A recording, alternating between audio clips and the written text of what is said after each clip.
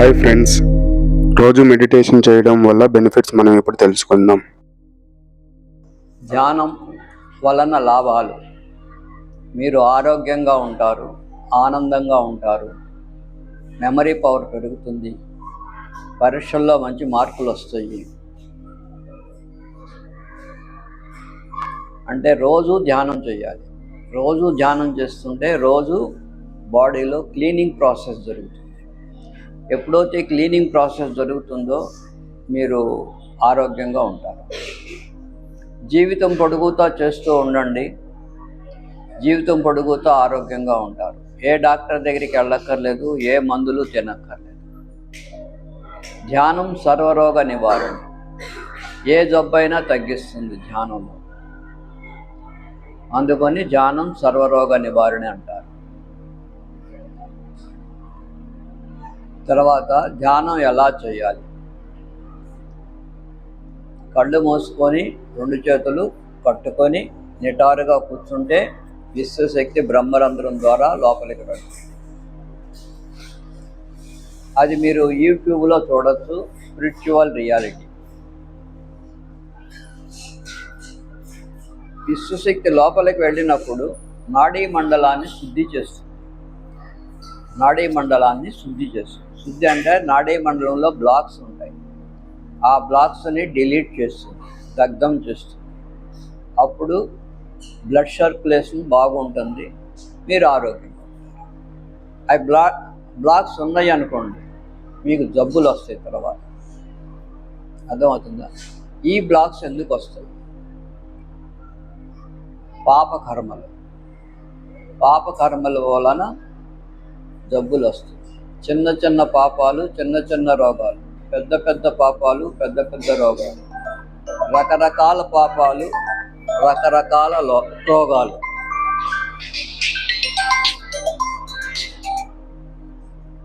అదనమాట.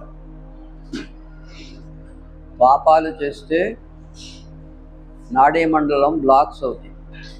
ఆ బ్లాక్సే జబ్బుల రూపంలో పీడిస్తాయి తర్వాత. అందుకని మీరు ధ్యానం చేస్తే ఆ ధ్యానంలో విశ్వశక్తి బ్రహ్మరంధ్రం ద్వారా లోపలికి వచ్చి నాడీ మండలాన్ని శుద్ధి చేస్తుంది, ఆ బ్లాకులని శుద్ధి చేస్తుంది. అప్పుడు మీరు ఆరోగ్యంగా ఉంటారు. అది పోతే నిద్రలో కొంచెమే వస్తుంది విశ్వశక్తి. పడుకుంటాం కాబట్టి తలలోకి వెళ్ళదు, పడుకుంటాం. కూర్చున్నప్పుడు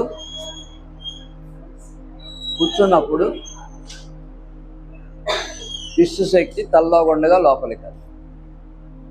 అందుకని మీకే తెలుస్తుంది ఇప్పుడు ధ్యానం చేసిన తర్వాత పడుకుంటే ఎలా ఉంటుంది, ధ్యానం చేస్తే ఎలాంటి మార్పులు ఉన్నాయి, ఆ డిఫరెన్స్ మీకు తెలుస్తుంది ధ్యానం చేసిన తర్వాత.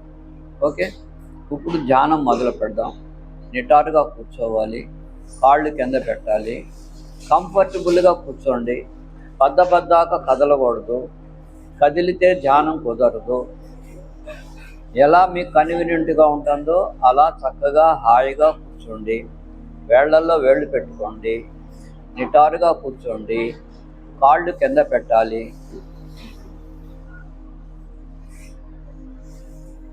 ఓకే, కళ్ళు మూసుకోండి. అందరూ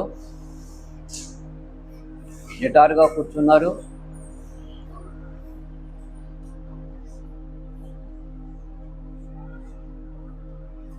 కళ్ళు మూసుకోవాలి, నిటారుగా కూర్చోవాలి.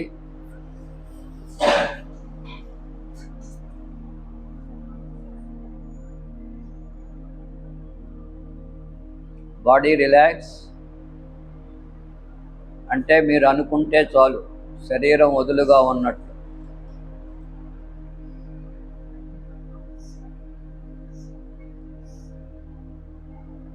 ఇప్పుడు నిదానంగా శ్వాస తీసుకోండి, వదలండి, చేస్తూ ఉండాలి. అలా చేయటం వలన ఎక్కువ ఆక్సిజన్ మీలోకి ప్రసరిస్తుంది.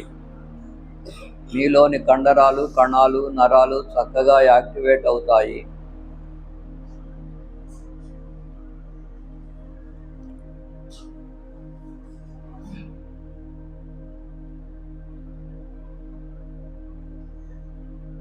శ్వాస తీసుకోవటం, వదలటం చాలా నిదానంగా చేయాలి. శరీరాన్ని ఇబ్బంది పెట్టకూడదు, తొందరగా చేయకూడదు.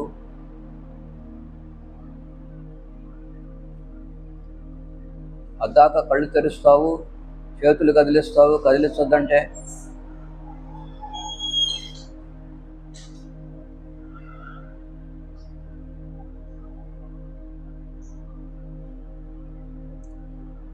ఓకే. ఇప్పుడు అలసిపోయారు. హాయిగా మెల్లగా జరుగుతున్న శ్వాసను గమనించండి. శ్వాస జరుగుతున్నదా లేదా,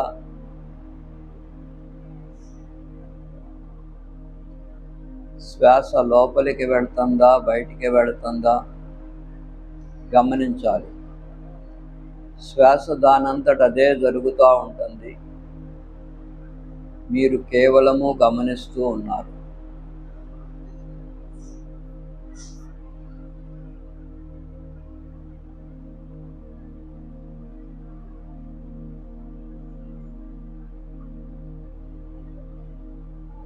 ఆ శ్వాస ఏ ముక్కు ద్వారా లోపలికి వెళ్తుంది, కుడి ముక్క ఎడమ ముక్క,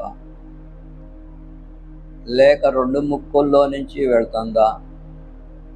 జస్ట్ అబ్జర్వ్.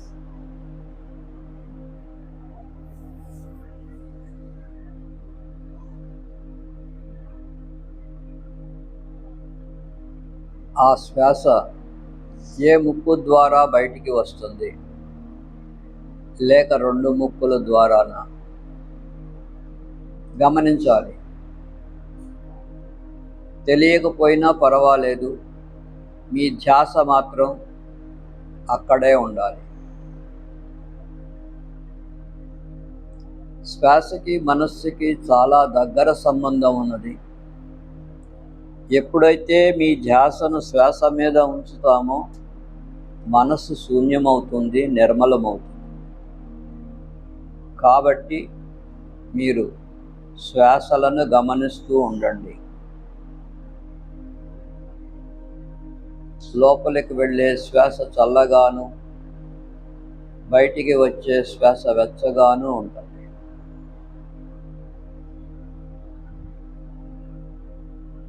బయటికి వచ్చే శ్వాస ముక్కు రంధ్రాలకు పై పెదాన పై భాగాన తగులుతుంది. అక్కడ ధ్యాస పెట్టండి, గమనించండి.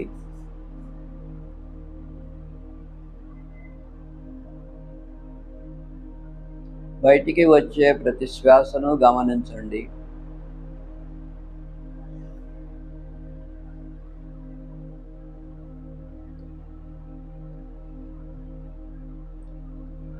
చేతులు పద్దాగా కదిలించకూడదు.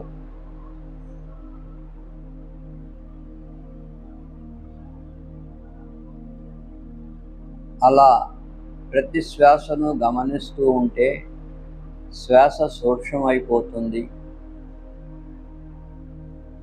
ఆ సూక్ష్మమైన శ్వాస ముక్కు పైభాగాన జరుగుతుంది. కాబట్టి మీ ధ్యాసను ముక్కు పనభాగాన నిలపండి.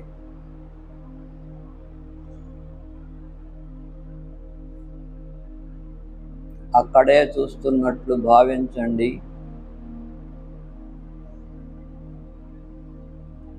మీ ఏకాగ్రత ముక్కు పైభాగానే ఉండాలి. ఎప్పుడైతే మీ ధ్యాసను ముక్కు పైభాగాన ఉంచారో అప్పుడు అక్కడ కొన్ని స్పందనలు కలుగుతాయి. అదురుతున్నట్లు, దురద పడుతున్నట్లు, చీమలు పాకుతున్నట్లు, లేక తుమ్మొచ్చినట్లు అనిపిస్తుంది. ఈ ప్రకంపనలు మెల్లమెల్లగా నుదిటిపైకి చేరుకుంటాయి. కాబట్టి మీ ధ్యాసను నుదిటిపైన నిలపండి.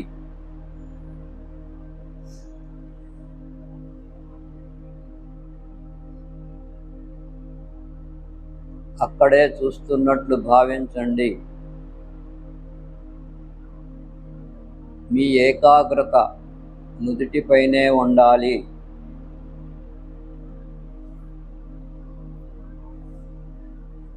ఇదే ధ్యాన స్థితి. ఈ స్థితిలోనే ఉండండి, ఇలాగే ఉండండి. ఈ స్థితిలో మీ మనస్సు పూర్తిగా శూన్యమైపోయింది, నిర్మలమైపోయింది, ప్రశాంత స్థితికి చేరుకున్నది.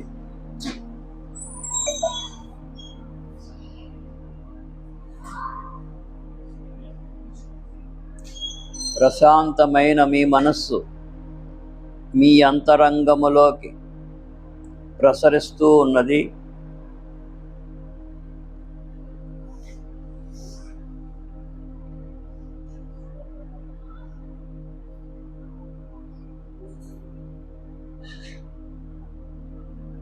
అలా అంతరంగంలో అంటే శూన్యములోకి ప్రవేశిస్తూ ఉన్నది.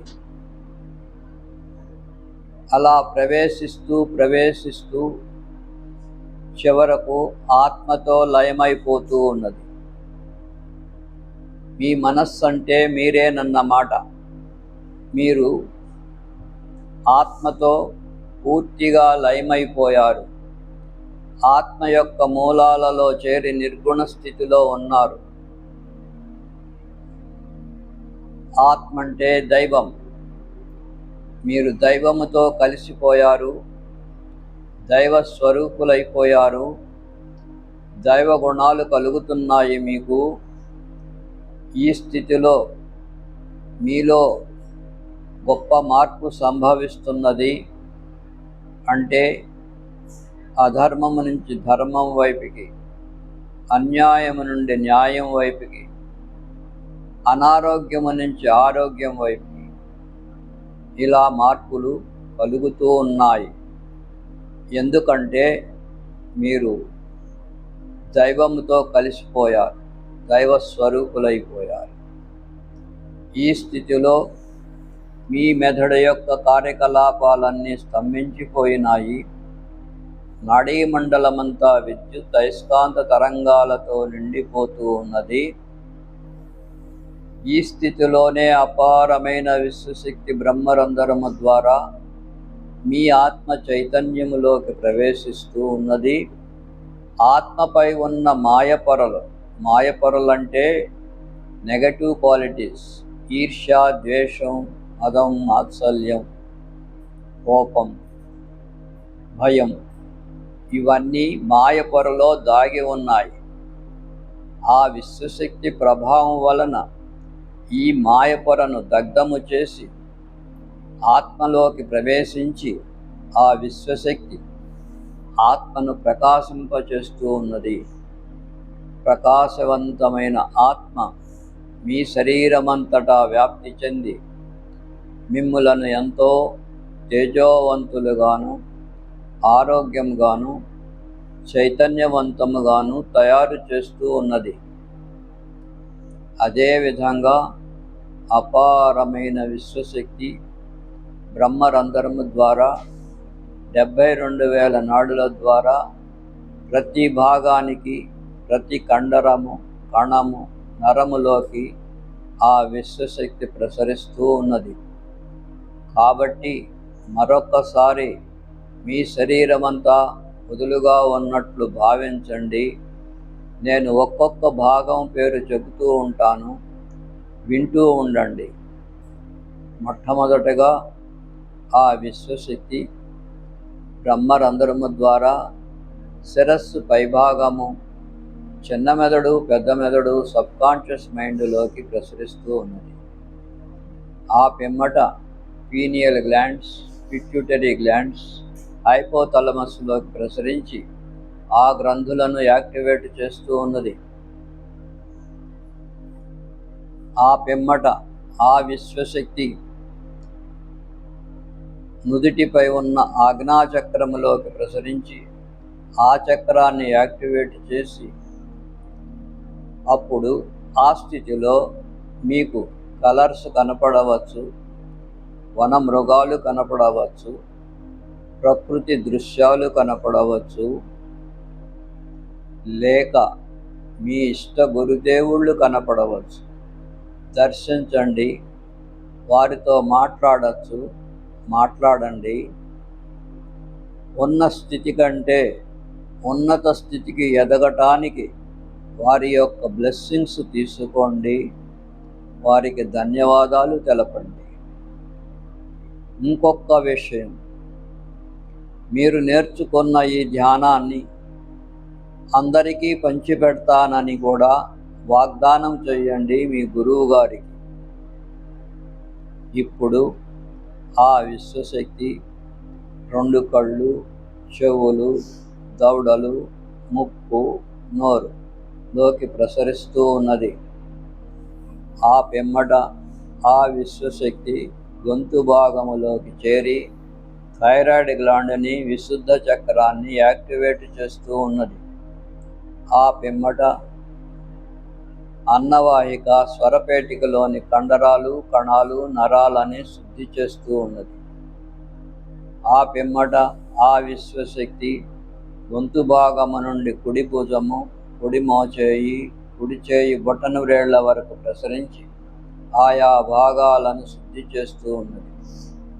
ఆ పిమ్మట ఆ విశ్వశక్తి గొంతు భాగము నుండి ఎడమ భుజము, ఎడమ మోచేయి, ఎడమ చేయి బొటన వ్రేళ్ల వరకు ప్రసరించి ఆయా భాగాలను శుద్ధి చేస్తూ ఉన్నది. ఇప్పుడు ఆ విశ్వశక్తి హృదయ భాగములోని అనాహత చక్రములోకి ప్రసరించి ఆ చక్రాన్ని యాక్టివేట్ చేసి అక్కడ నుండి 2 ఊపిరితిత్తుల్లోకి చేరి అక్కడ కండరాలు, కణాలు, నరాలని శుద్ధి చేస్తూ ఉంది. ఇప్పుడు ఆ విశ్వశక్తి నాభిస్థానములో ఉన్న మణిపూరక చక్రములోకి ప్రసరించి ఆ చక్రాన్ని యాక్టివేట్ చేసి అక్కడ నుండి ఆ విశ్వశక్తి పొత్తి కడుపులోని చిన్న ప్రేవులు, పెద్ద ప్రేవులు, కాలేయము, లివర్, ప్యాంక్రియాస్, యూరిన్ బ్లాడర్ లోకి ప్రసరించి కిడ్నీస్లోకి కూడా ప్రసరించి ఆయా భాగాలను శుద్ధి చేస్తూ ఉన్నది. ఇప్పుడు నాభిస్థానము క్రింద భాగంలో ఉన్న స్వాదిష్టాన చక్రములోకి ప్రసరించి ఆ చక్రాన్ని యాక్టివేట్ చేసి అక్కడ నుండి 2 పిరుదుల పైభాగములో ఉన్న ఎడ్రినల్ గ్రంథిని యాక్టివేట్ చేసి 2 పిరుదులలోకి చేరి అక్కడ కండరాలు, కణాలు, నరాలని శుద్ధి చేస్తూ ఉన్నది. ఆ పిమ్మట ఆ విశ్వశక్తి మూలాధార చక్రములోకి ప్రసరించి ఆ చక్రాన్ని యాక్టివేట్ చేస్తూ ఉంది.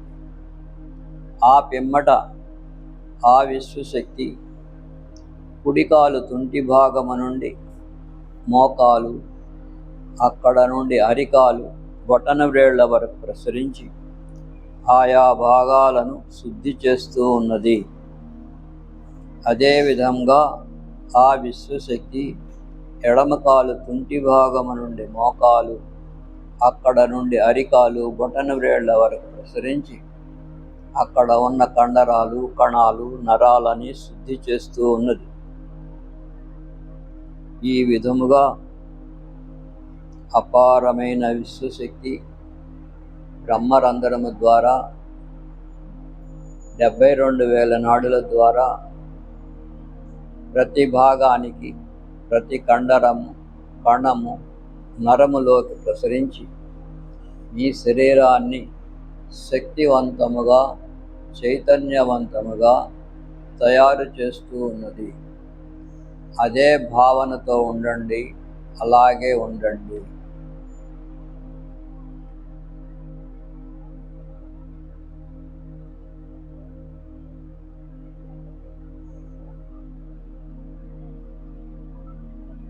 మీ శరీరములో ఎక్కడైతే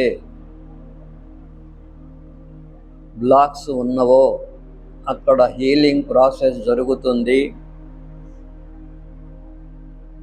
అప్పుడు అక్కడ నొప్పులు రావచ్చు, దురద పుట్టచ్చు, చెమటలు పట్టచ్చు, ఒళ్ళు బరువెక్కచ్చు, తిమ్మిర్లు ఎక్కచ్చు. అయినా కూడా మీరు కదలకూడదు.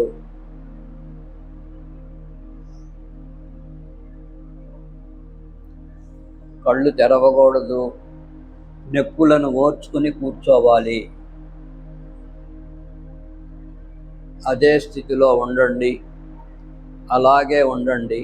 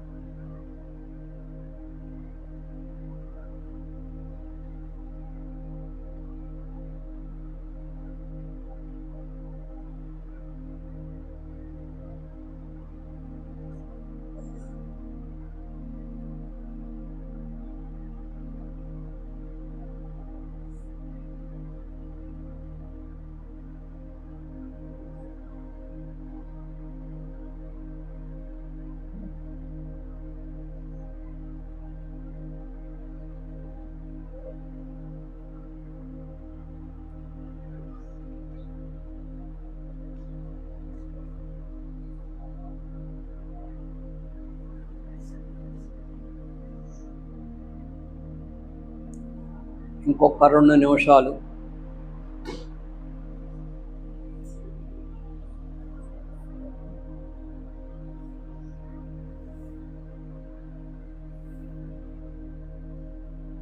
అపారమైన విశ్వశక్తి మీలోకి ప్రసరిస్తూనే ఉన్నది. మీ శరీరమంతా చైతన్యవంతముగా తయారవుతూనే ఉన్నది. ఎక్కడైతే బ్లాక్స్ ఉన్నవో అక్కడ హీలింగ్ ప్రాసెస్ జరుగుతూ ఉన్నది. అప్పుడు నొప్పులు రావచ్చు, దురద పుట్టచ్చు, చెమటలు పట్టచ్చు, తిమ్మిర్లు ఎక్కచ్చు. అయినా కూడా మీరు కదలకూడదు, కళ్ళు తెరవకూడదు. నొప్పులను ఓర్చుకుని కూర్చోండి.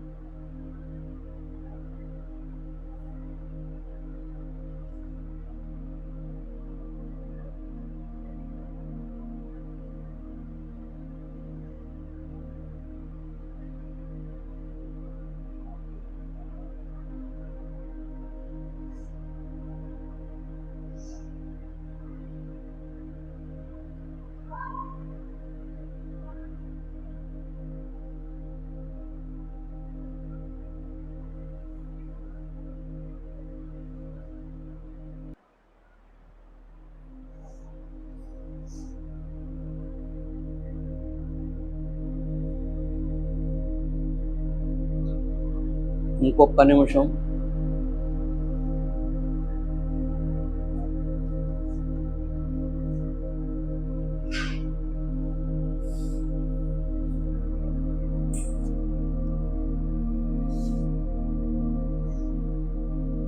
రెండు చేతులు రెండు కళ్ళ మీద పెట్టుకోండి. చేతులు అక్కడే ఉంచి కళ్ళు తెరిచి ఆ వేళ్ళని చూసుకోండి.